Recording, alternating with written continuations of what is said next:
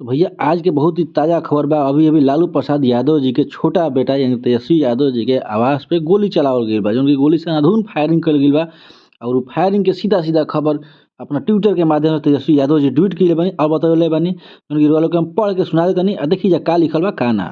तो भैया तेजस्वी यादव जी कह रहल बानी अपना ट्वीट के माध्यम से कि आज मेरे आवास पर बाहर गोली चलाई या चलवाई गई। तो भैया यहाँ कन्फर्म नइखे कि गोली के चलवले बा या चलवावल गइल बा भैया। तो ओकरा बाद यहाँ के साक्षात साफ-साफ लिखले बानी कि एनडीए के राक्षस राज्य के सतह संरक्षित अपराधियों को मनोबल इतना बढ़ा हुआ है कि अपराधी हाई सिक्योरिटी जोन में कुछ ही दूरी पर जहां राज्यपाल का आवास, राज्य भवन, मुख्यमंत्री आवास, नेता प्रतिपक्ष आवास, न्यायाधीश आवास और एयरपोर्ट है, वहां खूंखार अपराधियों खुलेआम फायरिंग करते हुए धूम मचा रहे हैं भैया। तो खबरदार कोई ऐसे जंगल राज कहेगा तो। वैसे भी कल प्रधानमंत्री बिहार आ रहे हैं, इसीलिए गोदी मीडिया को सकारात्मक छवि बनाए रखनी चाहिए। तो भैया ये ट्विटर के माध्यम से ट्वीट किए हैं और ट्वीट करके बताए हैं, आप लोग देख सकते हैं ट्विटर के माध्यम से। और मैंने पोस्ट कर दिया हूँ, वो भी देख सकते हैं आप।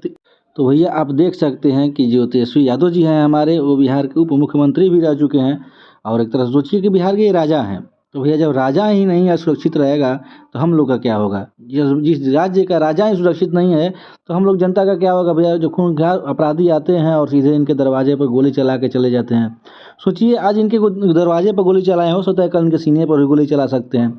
और ये साक्षात अपने ट्विटर के माध्यम से ट्वीट करके बता चुके हैं कि भैया खूंखार अपराधी हैं, हमारे घर दरवाजे या आवास पे आके गोली चलाए हैं, अंदर फायरिंग कर रहे हैं। सोचिए ये लालू यादव पर क्या बीतती होगी भैया। जब एक अपने बच्चे को जब कुछ भी होता है तो पिता बहुत टेंशन में हो जाते हैं। तो सोचिए ये तो गोली की बात है और गोली चलाई गई है। तो जब गोली चलाई गई तो कितना टेंशन लालू प्रसाद यादव होंगे। इस समय लालू प्रसाद के घर पे दुखों के घड़िया पहाड़ टूट चुका है भैया। कुछ ही दिन पहले आप हाल में सुने होंगे कि तेज प्रताप यादव को लालू प्रसाद यादव ने घर से 6 साल के लिए निष्कासित कर दिया है और निकाल दिया है एक शादी के मामले के कारण। और यहाँ इनके छोटे बेटे के आवास पर गोलियाँ चलाई गई हैं। तो क्या लगता है इससे लालू प्रसाद यादव के घर पे कितने अपराध बढ़ रहे हैं, या क्या लगता है क्या होने वाला है बिहार में, कुछ समझ में नहीं आता है भैया। क्यों क्या हो सकता है जब यही राजा लोग सुरक्षित नहीं रहेंगे तो हम लोग का प्रजा का क्या हाल होगा। और देखिए ये मैं ट्विटर के माध्यम से ही बता रहे हैं, साक्षात अपने सीधे-सीधे साक्षात दोषी दे रहे हैं एनडीए सरकार को कि एनडीए सरकार ने कुछ करवाया है, कुछ नहीं करवाया है। अब इसकी जाँच होनी चाहिए और जाँच के माध्यम से निकल सकता है कि कौन क्या किया है और कौन क्या नहीं किया है भैया। इसके लिए जाँच बैठाया जाइए, क्योंकि जब सुरक्षित नहीं रहेंगे, जब तेजस्वी यादव ही सुरक्षित नहीं रहेंगे तो हम लोग क्या सुरक्षित रहेंगे।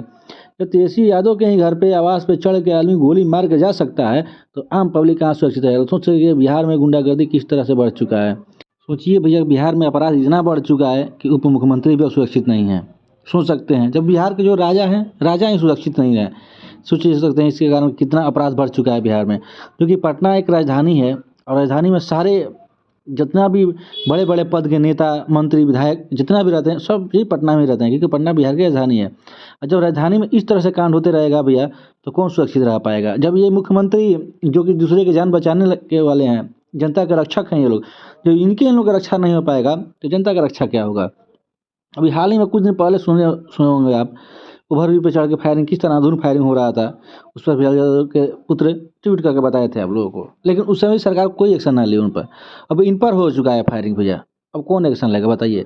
ये दूसरे की जान बचाने वाले हैं और इन्हीं के जान खतरा में है तो इनको जान कौन, हम लोग को जान पर कुछ खतरा आता है तो हम लोग इनसे गुहार करते हैं तो ये हम लोग का जान बचाते हैं।